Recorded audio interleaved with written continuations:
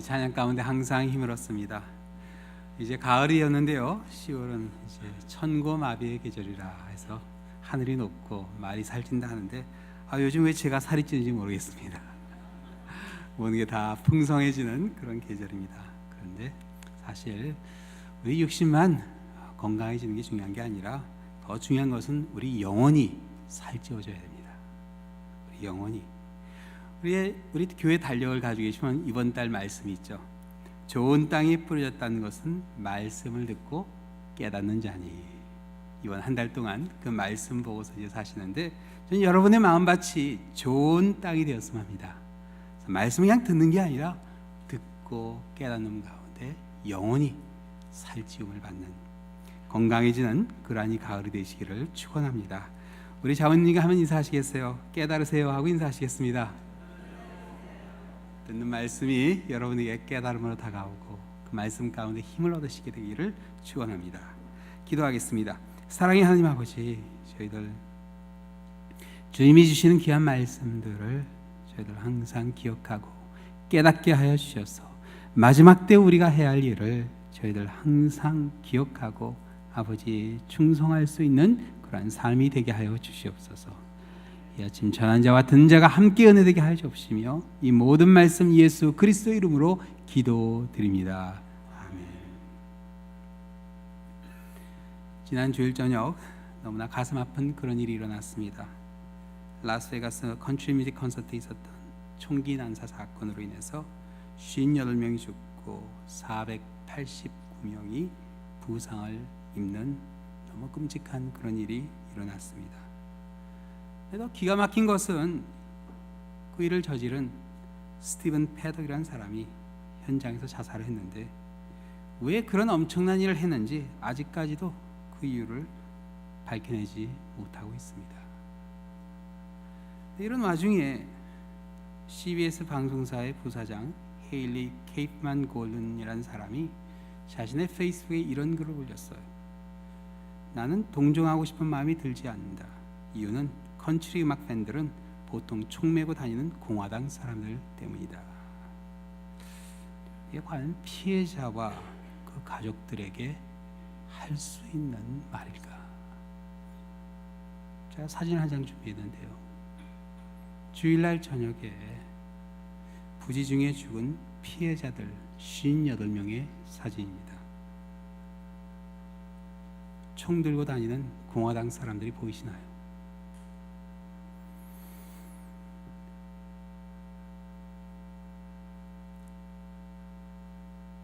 헤일리는 고인 능욕, 지역 감정 및 불특정 다수의 특정 정치 성향 지지자 모욕 발언으로 방송국에서 바로 해고되었다고 합니다.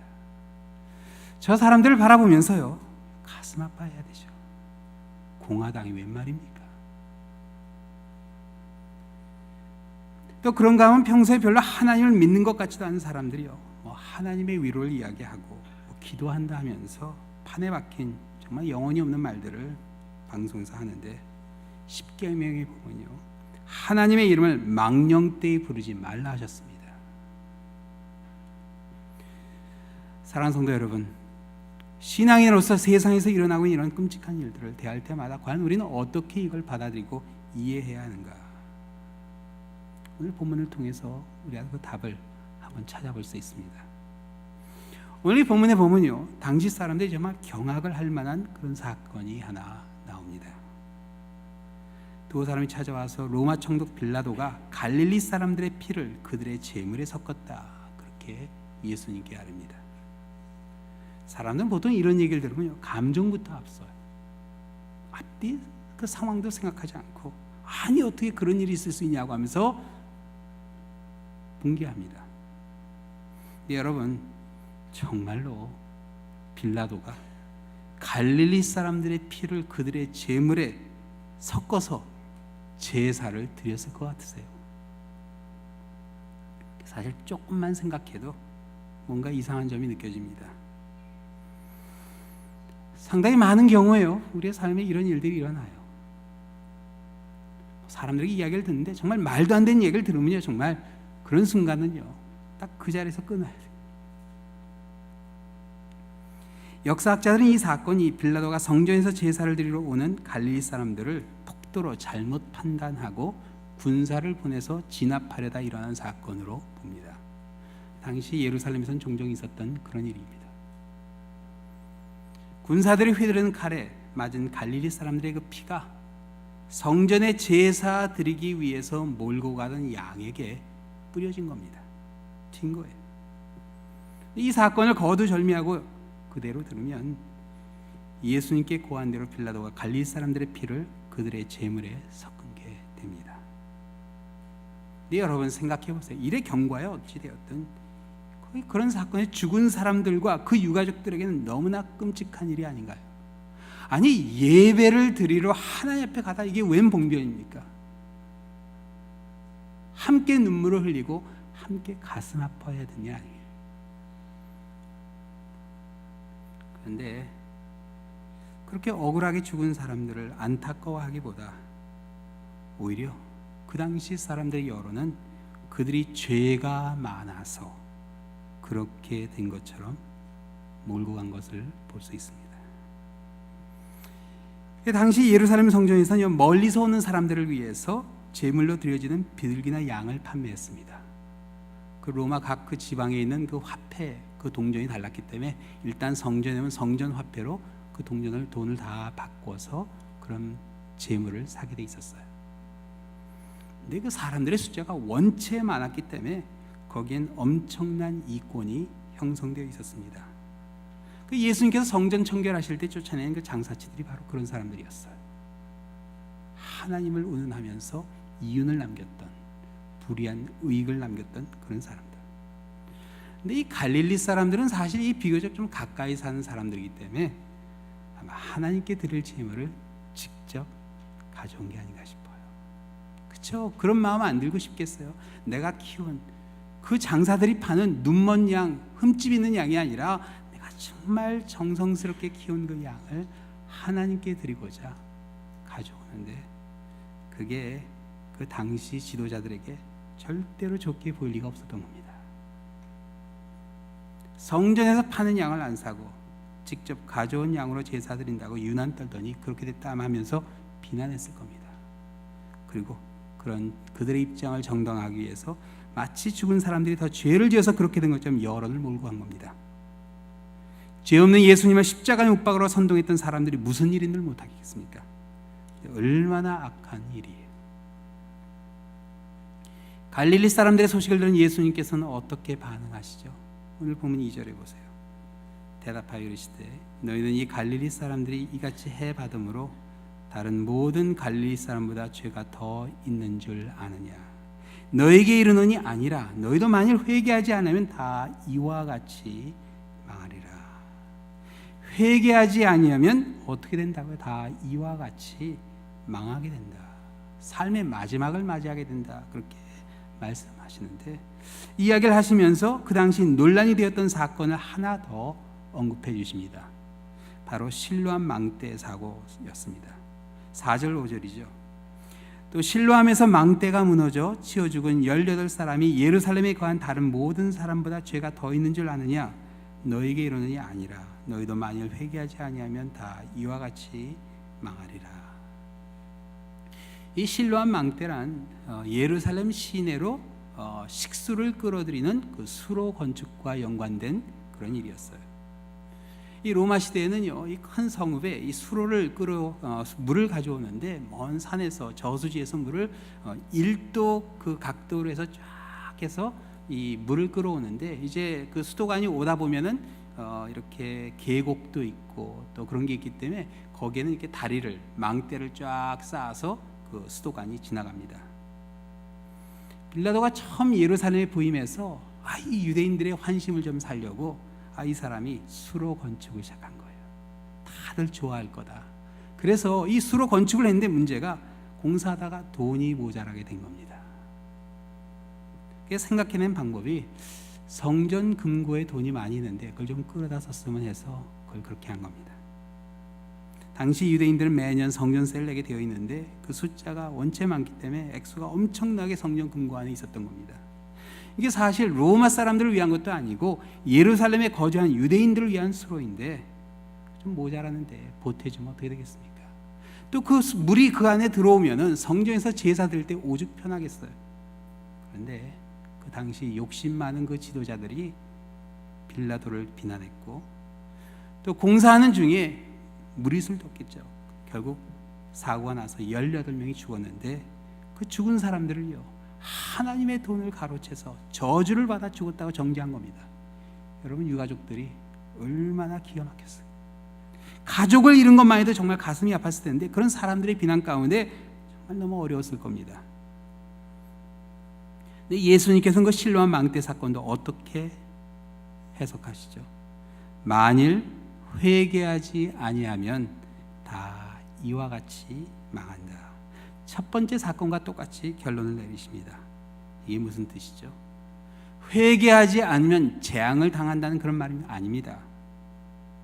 예수님께서 우리에게 주고자 하는 메시지는요, 우리가 사는 세상에는 예측할 수 없는 재앙이 언제든지 일어날 수 있기에 우리에게 회개할 기회가 있을 때 회개를 해야 된다는 말씀입니다. 평소에 회개하라는 이야기죠. 세상에서 일어나는 재앙이나 사건들은요, 하나님의 말씀하신 특별한 계시가 있지 않는 한 절대로 인과론적으로 해석해서는 안 됩니다.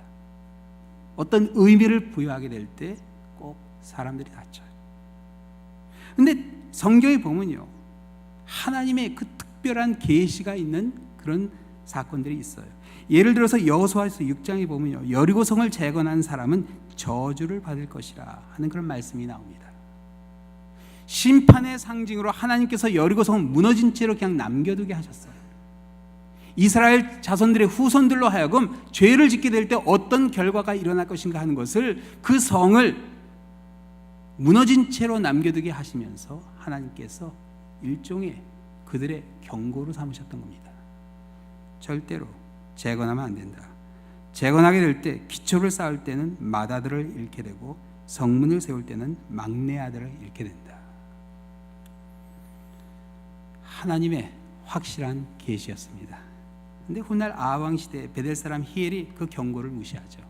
아니, 큰 아들이 죽는다고 그러셨는데 막내 아들이, 그 사랑하는 막내 아들이 죽는다 했는데 그 하나님의 말씀을 무시해 버립니다. 그리고 여리고성을 재건하다 정말로 하나님의 그 말씀 그대로 큰 아들을 기초 쌓을 때 잃고 막내 아들을 성문을 쌓을 때 잃었습니다. 열왕기상 16장에 나온 내용이죠. 이렇게 하나님의 계시가 확실히 있는 경우에는 그 일어난 재앙이 하나님의 심판임이 확실합니다. 성경에 보면요, 하나님께서 마지막 때 일어날 그럴 재앙들을 쭉 말씀해 주셨어요. 확실하게 마지막이 다가오고 있다는 징조가 보이게 됩니다.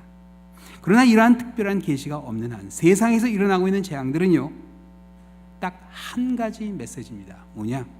우리에게 회개해야 함을 알려주는 경고라 생각해야 합니다. 그 이상 우리 마음대로 확대 해석을 해서는 안 된다는 뜻이에요. 그렇죠? 우리 인생은 한 치 앞을 내다볼 수 없습니다. 아틀란타 올림픽 때 있었던 일입니다.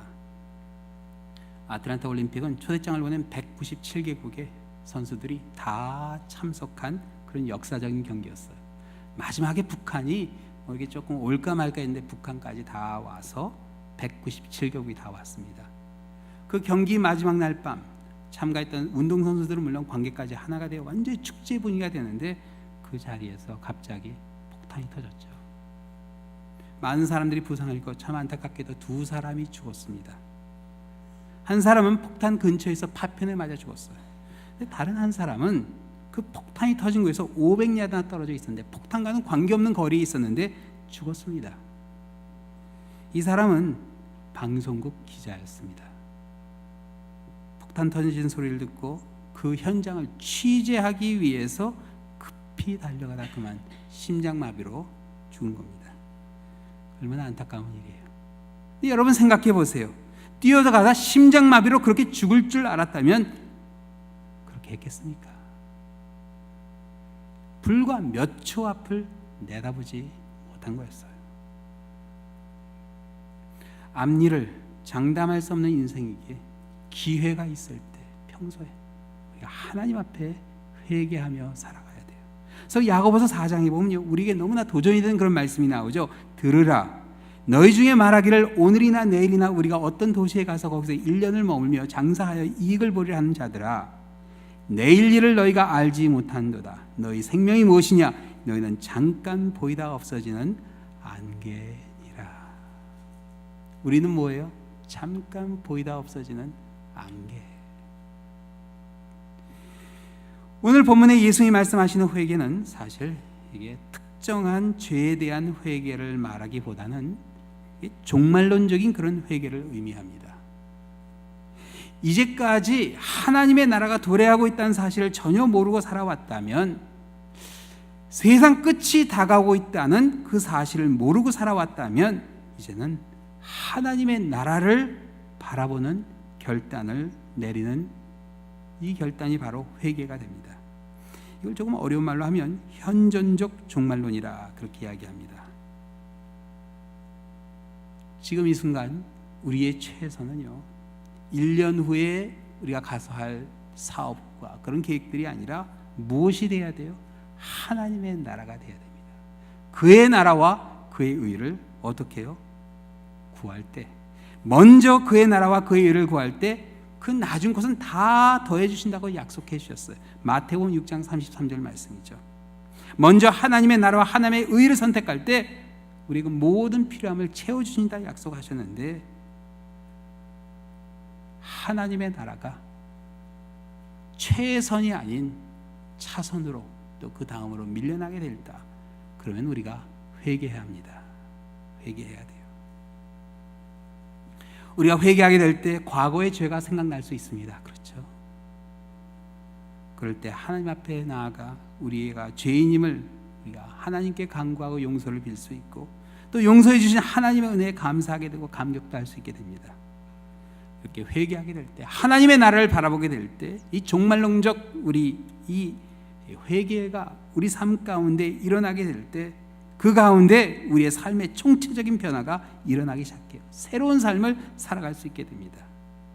자, 그러면 하나님께서 우리에게 주신, 우리가 회개할 수 있도록 주어진 시간, 아마 우리 각 사람이 다 주어진 시간이 다릅니다. 그 시간이 과연 어떤 시간인가? 오늘 본문에 보면요, 예수님께서 포도원에 심긴 무화과 나무의 비유로 가르쳐 주세요. 이 제목이 좀 길어요. 한 사람이 포도원에 무화과 나무를 심었다, 그렇게 나옵니다. 근데 이 비유는요, 딱 듣는 그 순간 뭔가 이상하게 느껴지는 그런 비유예요. 이게 무화과 나무는 포도원에 심길 수가 없는 나무입니다. 그러나 그 무화과 나무가 길가에 심겨져야 할 나무가 포도원에 심겨졌다. 이건 뭐냐면요, 주인의 아주 특별한 관심입니다. 배려예요. 울타리가 쳐 있고 망대가 서 있는 포도원에 그 무화과 나무가 심겨졌는데 뭐가 문제죠? 아무리 기다려도 열매가 열리지 않습니다. 3년이나 열매를 기다린 주인은 참다 못해서 포도원 지기에게 찍어버려라, 그렇게 명령을 내립니다. 더 이상 땅을 낭비하지 말라는 얘기예요. 이 이야기를 보면서 이 주인의 마음이 조금 이해가 됩니다. 우리 교회도요, 이 열매 없는 무화과 나무가 하나 있어요. 이제 예배드리고 이제 교육관으로 내려가시면 오른쪽에 무화과 나무가 하나 있습니다. 아주 잎만 무성합니다. 포도원에 심겨지진 않지만 화단 중앙에 딱 심겨져 있어요. 매년 봄이 돼서 화단을 가꿀 때는요, 꽃들과 같이 잘 돌봐줘요. 한 몇 년 전에는 뭐 닭똥도 갖다 주고, 하여튼 열심히 우리 집사님들이, 권사님들이 잘 돌보시더라고요. 뭐 과거에는 열매가 열렸다고 하는데 제가 와서는 한 번도 제대로 먹어본 적은 없습니다. 금년에 어떤 분이 하나 따라 주셨어요. 하나 열렸다고. 맛은 있더라고요. 이게 제대로 열매가 열리지 않는 무화과 나무예요. 이 무화과 나무는 관상수로 보기엔 너무나 볼품이 없습니다. 이 자리를 많이 차지해 사실 볼 때마다 눈에 거슬려요. 저 가지를 좀 쳐야 되는데. 이 비유에 나오는 이 주인의 마음 그대로 이해가 돼요. 근데 주인이 이 열매 없는 무화과 나무를 어떻게 하라고 그러죠? 찍어버려라. 포도원 지기가 주인에게 부탁을 합니다. 8절이죠. 대답하여 이르되 주인이여, 금년에도 그대로 두소서. 내가 두릅하고 거름을 주리니 이후에 만일 열매가 열면 좋거니와 그렇지 않으면 찍어버리소서 하였다 하시니라. 이 비유에 나오는 포도원 주인은 하나님이시고 포도원 지기는 예수님, 무화과 나무는 바로 우리들을 가리킵니다. 열매가 없지만 한 해 더 기다려달라 간곡하게 부탁하시는 예수의 모습, 여러분 한번 생각해 보세요. 우리에게 주어진 시간은 그런 어떤 시간이죠? 우리에게 주어진 시간은요, 하나님께서 우리가 열매 맺기를 기다리시는 시간이에요. 우리에게 주어진 시간은요, 하나님께서 그 열매를 바라보고자 기다리시는 시간입니다. 본문에 보면 포도원 지기는 나무가 열매를 맺게 하려고 나무 주위를 두릅하고 거름을 주었다 합니다. 마찬가지입니다. 부활하신 주님도요, 우리가 열매 맺게 하려 하시고 지금도 얼마나 노력하고 계신지 모릅니다.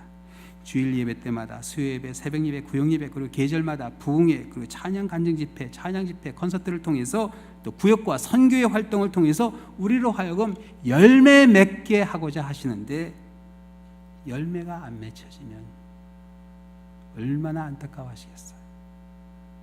어떤 열매가 맺혀져야 되죠? 갈라디아서 5장에 보면요, 성령 충만한 가운데 우리가 맺어야 할 그 성령의 열매들이 나오죠. 사랑과 희락과 화평, 오래 참음과 자비와 양성, 충성과 온유와 절제. 성령 충만함 가운데 이런 열매들이 우리 삶에 맺혀지게 돼요. 그래서 오늘 보면 바로 전에 11장에 보면 예수님께서 제자들에게 이런 열매들을 맺기 위해서 구하라신 게 그게 바로 성령입니다. 이렇게 말씀하셨죠. 내가 너에게 이르니 구하라. 그러면 너에게 주실 것이요. 찾으라. 그러면 찾아낼 것이요. 문을 두드리라. 그럼 너에게 열릴 것이니 구하는 이마다 받을 것이요. 찾는 이는 찾아낼 것이요. 두드리는 이에게 열릴 것이라. 너희 중에 아버지 된 자로서 누가 아들이 생선을 달라 하는데 생선 대신에 뱀을 주며 알을 달라 하는데 정갈을 주겠느냐. 너희가 악할지라도 좋은 것을 자식에게 줄 줄 알거든 하물며 너희 아버지께서 하늘 아버지께서 구하는 자에게 성령을 주시지 않겠느냐 하시니라. 구하는 자에게요, 성령을 주십니다. 그 성령 충만한 가운데 그 열매들이 나타나요. 성령의 열매가 있는가 하면요, 하나님께서 원하시지 않는 열매도 있습니다. 자, 세상에서 일어나는 재앙이나 사고를 바라보며 성도들은요, 열매 맺는 삶을 살고 있는지 한번 생각해 봐야 돼요. 먼저 그의 나라와 그 의를 구하지 않고 있다면 절대로 열매 맺히지 않습니다. 입만 무성해질 뿐이에요. 먼저 그의 나라와 그의 의를 구하지 못하고 있다면 회개해야 한다는 뜻입니다. 그렇지 않으면 마치 재앙과 사고를 맞는 사람들처럼 우리도 회개할 기회조차 없이 한순간에 인생이 맞춰질 수 있다는 것이 바로 주님께서 우리에게 주시는 메시지입니다.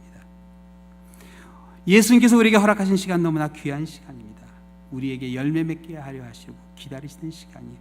하나님이 기다리시는 그 열매들, 사랑과 희락과 화평, 오래 참음, 자비, 양성, 충성, 온유, 절제, 이러한 열매들이 이제 가을을 맞이해서 여러분의 삶 가운데 맺혀지는 가운데 더욱 풍성해지는 이 여러분의 가을이 되시기를 우리 주님의 이름으로 축원합니다. 기도하시겠습니다. 사랑의 하나님 아버지, 우리가 살고 있는 이 세상에는 정말 끝없이 재앙과 어려운 일들이 일어나고 있습니다. 그런 일을 일어날 때마다 저희들 먼저 주님의 나라를 바라보고 있는지 우리 가슴에 손을 얹고 회개하게 하여 주시며 주님의 나라를 바라보는 마라나타 외칠 수 있는 우리의 삶이 되게 하여 주시옵소서.